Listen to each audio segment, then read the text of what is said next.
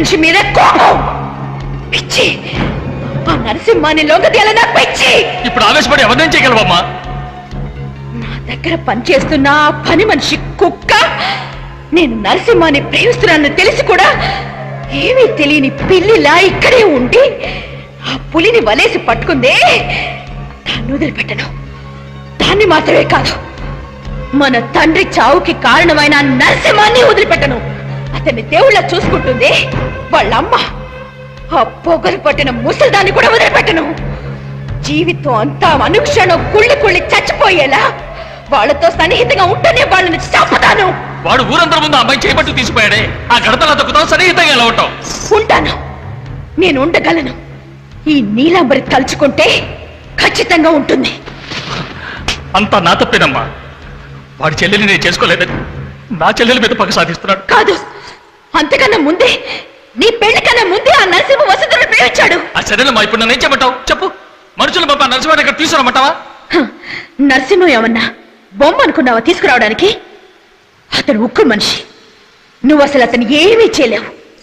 నీకు ఏది ఎప్పుడు ఎలా చేయాలో తెలీదు. నాకు వదిలే, నేను చూసుకుంటాను. వాళ్ళిద్దరికీ ఈ పెళ్లి జరగదు. నేను చచ్చినా జరగనివ్వను. ఆ రోజు నరసింహం మీద నాకున్న ప్రేమతో ఈ కాళ్ళకి గజ్జెలు కట్టాను. ఇవాళ అతని మీద ఉన్న పగ తీర్చుకోవాలనే ఈ గజ్జెలు కట్టుకున్నాను. ఏ విధంగా నేను ప్రేమించే గజ్జెలు నా కాళ్ళకున్నాయో అదే విధంగా నేను ప్రేమించిన నరసింహాన్ని నా కాళ్ళ కింద అలగదొక్కుతాను. అతన్నే తలుచుకుంటూ కట్టిన ఈ గజ్జెలు అతన్ని లొంగ తీయకుండా నేను తీయను.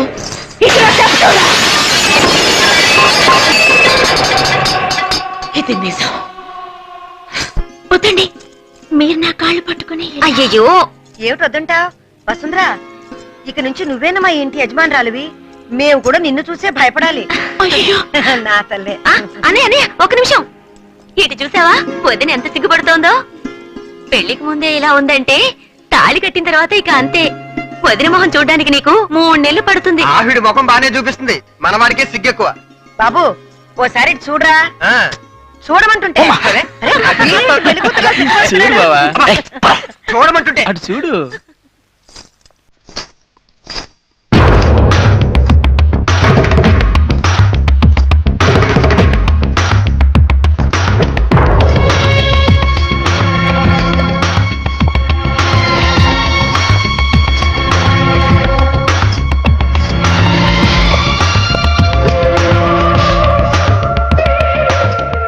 బాగున్నామ్మా? బాగున్నాను అత్తయ్య.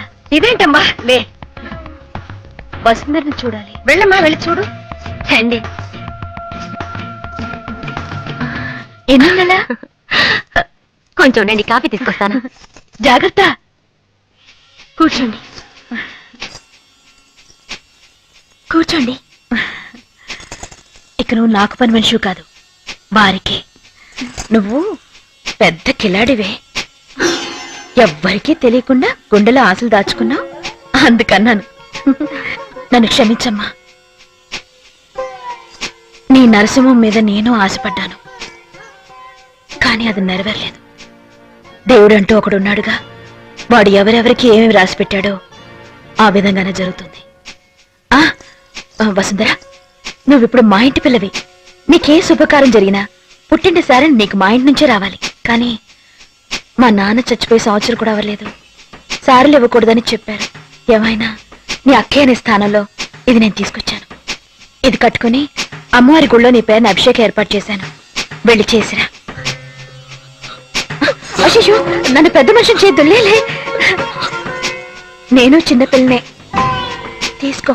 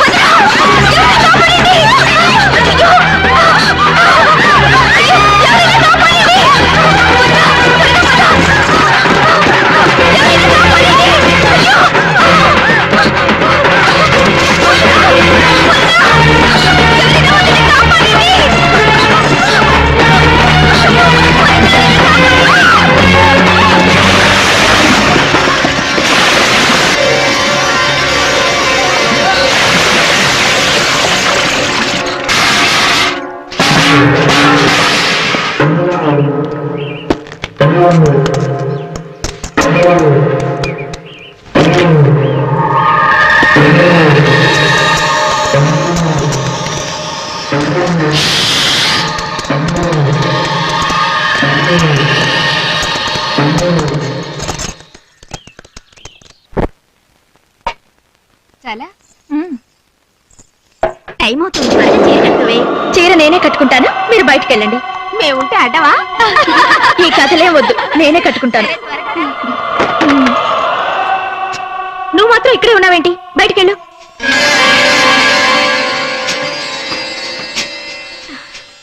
ఆ రోజు అమ్మవారి పూజకని ఎరుపు రంగు చీరిచ్చాను. దానివల్ల అంత ఘోరం జరుగుతుందని అనుకోలేదు. నన్ను క్షమించు. అయ్యో పర్వాలేదండి. నువ్వు అమ్మవారికి అభిషేకం చేసే అవకాశం లేకపోయింది. అందుకని నేనే నీ పేరున అమ్మవారికి అభిషేకం చేసి ఆ పాలు తీసుకొచ్చాను. తాగు. అమ్మవారి ముందు పెట్టి దండం పెట్టుకుని తాగుతాను. అభిషేకం పాలు నువ్వు తప్పకుండా తాగాలి. సరేనండి. పెళ్లికి తప్పకుండా రావాలి. నన్ను మీరు ఆశీర్వదించాలి. జరగబోయేది నా పెళ్లి. ఆహా, నా ఇంటి పెళ్లి అంటున్నాను. నేను లేకుండా తాళెలా కడతారు? తప్పకుండా వస్తాను.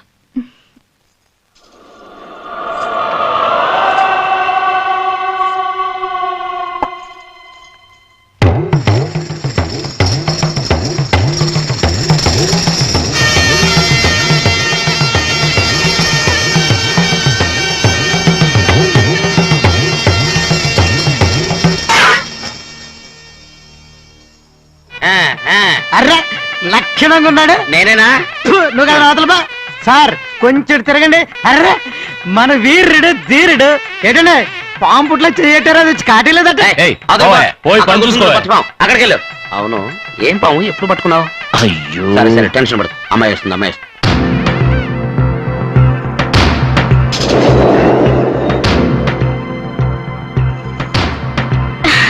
ఏమైందంటే? పాలు తాగలేదా? కాదండి, నేను దేవుడి దగ్గర పాలు పెట్టి దండం పెట్టుకుంటుంటే అప్పుడు పాము వచ్చి పాలు నెట్టేసింది. నేను పెళ్లికి ముందు నాగేంద్రుడికి పాలాభిషేకం చేయిస్తాననుకుంది. అప్పుడే నా జ్ఞాపకం వచ్చింది. అందుకే వెంటనే గుడికి వెళ్ళి రెండో దిన టైం అయింది. ఒక్క నిమిషం. రండి.